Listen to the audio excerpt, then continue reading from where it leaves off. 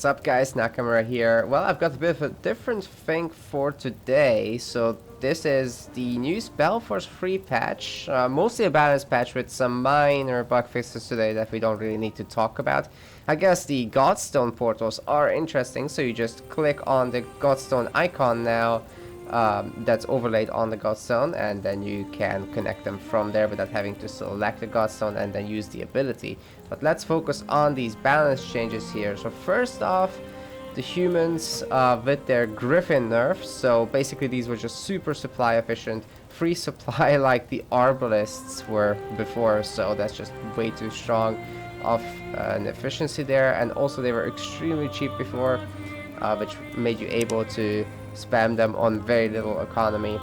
So their iron cost has been increased, it has been tripled. So they're gonna be coming out much slower. Might be a little bit of an over nerf, we'll have to see how things go. For the Orcs, we've got an occultist nerf. So the demonic pact will now scale with brute force, but it has been reduced from 150% buff on the weapon to 100%, and level 2 has been reduced from 200% to 150. So this ability kind of made the occultist able to be a siege weapon in the super early game, winning flag fights pretty much automatically, creeping extremely fast, and also even go to your base and kill your resource buildings fairly easily. Particularly a huge problem against dwarves in my opinion, when he would just go there and you know, hit your workers and on stone, that is. So that should be weaker now. For the starting resources for Orcs, they have gotten an increase of 5 wood there. Doesn't say it in the change properly, but it is a 5 wood increase. For the outposts, they have been increased in wood costs, so that will slow them down considerably. You'll still be seeing a lot of orc expansion. They'll be still thriving on that, as obviously you're also paying for half a barracks here. That is how fast the orc bases are producing. But basically this very first upgrade from the flag to the initial outpost, that is more expensive now, and then the upgrade from that to the frontier outpost, that is a little bit cheaper. Now the hunting cabin, the stonecutter, and the farm have also been increased in the wood costs. As you've seen in the last tournament, there has been a massive economy problem for the orcs. They're basically just piling hundreds of resources, or they were. Well, let's see if they get slowed down enough now so that people can hurt the orcs before it goes completely out of control. Now the late game economy is still going to be as efficient as it was, as they've got like some of the best hunting cabins in the game, as well as basically the second best farms right after the trolls. So yeah, you can definitely expect their late game economy to be still crazy.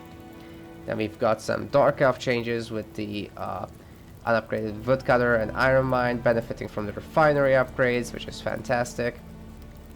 That's the building half upgrade basically. We've got Guardian of North changes for the soul transformation. The teleport, basically it requires level 3. So on Ancient City and Wastelands of Zoo, this pretty much was breaking the game by allowing this guy to jump over barricades and all sorts of walls on the map that other heroes couldn't access. And obviously because Dark Elves have the ability to go super wide, capturing a lot of sectors, this would benefit their play greatly. Not so much for dwarves with the Warriors of the Deep, who is generally a weaker hero, but also dwarves can't go wide. They rely a lot on stone, and that is a resource that they gather fairly slowly. For Plague Beetles, their upgrade now has 10 iron as a cost, which puts it on par with the sleeper upgrade. Also the souls are still remaining, so that upgrade will take a long time to get the iron for, as iron is the slowest resource that you can gather. Damage on additional targets has been reduced from 80 to 30, so that's for the upgrade. Massive reduction for their splash damage on the bounce. Basically, plague beetles were heavily abused in ladder as well as tournaments, so this is probably a very fair reduction. You can still go for fast beetles, you can still do some harassment play with them, you can still control the range units, but it's going to be a lot weaker for sure. Production time has been increased, so they will come out slower, and their supply efficiency has been reduced as well. A Tower of Lethargy is now also providing a health increase. Now, something I would like to see for the Dark Elf towers actually is that when you upgrade them to a fortified tower, that they would retain their magical damage, because right now it transforms them to pierce damage, which is a downgrade. Dwarven Sentry has got the charcoal cost increase reverted, so it's 4. It used to be 4 charcoal and now it's 3. But that change was like from a previous beta basically, and that got reverted again. It accidentally made it into the live game somehow. Starting resources of the trolls have been increased so that they can afford a smasher at the very beginning, and the smasher cost has been reduced so that people can't just make smashers so easily in the very early game. And obviously this also reduces troll late game efficiency.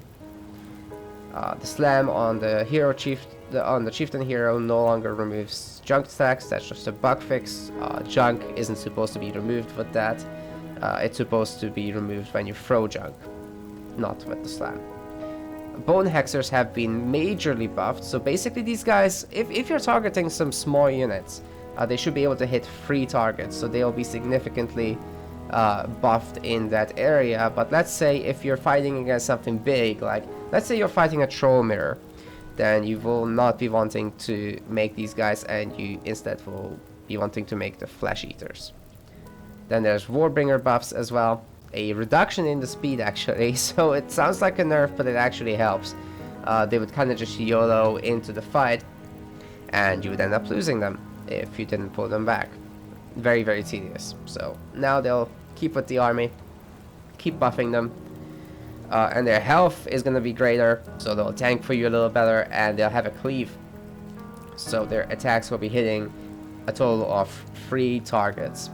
So that is pretty much it, guys. What do you think about the current balance? Let me know in the comments. Make sure to like this video if you enjoyed it, and I will see you again the next time.